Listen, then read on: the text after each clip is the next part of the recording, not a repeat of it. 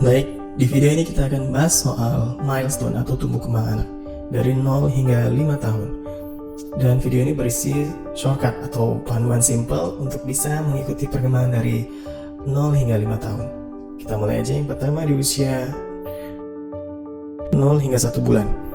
Dimana di usia 1 bulan ini adalah fasenya anak bisa memalingkan kepala dari satu sisi ke sisi yang lain.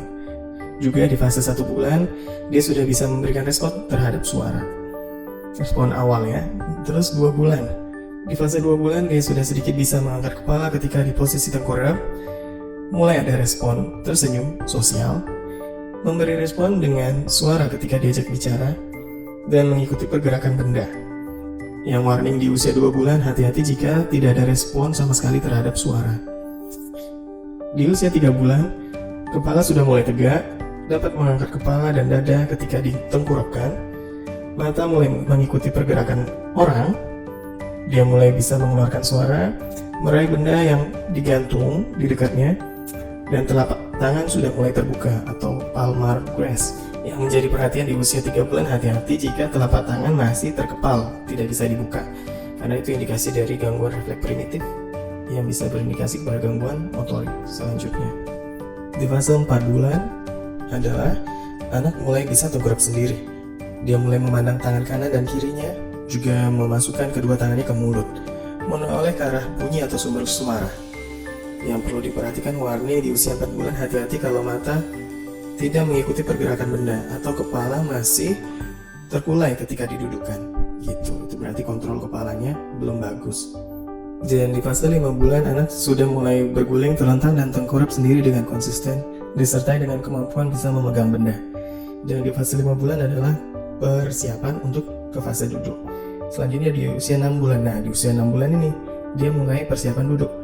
Bisa duduk dengan ditopang. Selanjutnya dia mulai bisa memegang botol, memindahkan mainan dari satu tangan ke tangan yang lain, minum dari gelas pelan-pelan, terus mulai memegang sendok, memegang biskuit atau makanan dan memasukkannya ke mulut. Nah, ini udah harus mulai muncul di fase 6 bulan. Terus mulai mengoceh sederhana seperti ma, pa, begitu. Terus mulai memperhatikan cermin, suka melihat cermin, dan dia sudah mulai bisa meniru gerakan sederhana. Yang perlu diperhatikan warningnya di fase 6 bulan adalah hati-hati jika tidak menoleh ke arah suara. Anak tidak mulai merespon ke arah sumber suara, tidak mengeluarkan suara, dan tidak tersenyum atau mengekspresikan muka senang, dan tidak mencari benda yang jatuh. Di fase 7 bulan, ini adalah fasenya duduk. Jadi anak sudah konsisten duduk dengan bertopang pada 2 tangan. Juga dia sudah mulai merespon ketika namanya dipanggil. Itu yang menjadi highlight di usia 7 bulan. Di fase 8 bulan, fasenya dia merangkak dan merayap. Terus juga ada respon mama, papa secara tidak spesifik. Cuma namanya aja mama, papa gitu. Selanjutnya di usia 9 bulan adalah fasenya dia sudah stabil ya, untuk duduk sudah stabil, merangkak sudah mulai lancar, terus mengetahui objek permanence. Dimana objek permanence itu maksudnya kalau benda disembunyiin dia bisa nyari gitu, tahu gitu, mulai mencari benda kalau disembunyiin mamanya. Terus sudah mulai duduk, merambat ke berdiri, pull to stand gitu, menarik ke berdiri, memegang benda dengan ibu jari dan telunjuk sudah harus mulai muncul di fase 9 bulan. Jadi fine motornya mulai matang, menoleh jika namanya dipanggil, dan bermain cilup, kurang lebih seperti itu, dan memberi respon terhadap kata tidak. Jadi kalau dilarang sudah mulai mengerti. Hati-hati jika dia belum bisa duduk dengan mandiri sampai usia 9 bulan. Selanjutnya di fase 10 bulan, anak bisa berjalan dengan kedua tangan dipegang dan mulai mengucapkan beberapa kata selain mama dan papa. Yang menjadi warning adalah hati-hati jika anak tidak memberi respon ketika namanya dipanggil atau dia tidak merespon mengoceh. Di fase 11 bulan, dia mulai berdiri sendiri dan mengikuti perintah dengan isyarat. Lalu di usia 12 bulan, menghampiri ketika namanya dipanggil, berjalan dengan atau tanpa dipegang oleh orang lain. Yang menjadi perhatian, hati-hati kalau di fase 12 bulan, dia melompati fase merangkak atau tidak merangkak, karena ini menjadi indikasi awal gangguan dispraksia.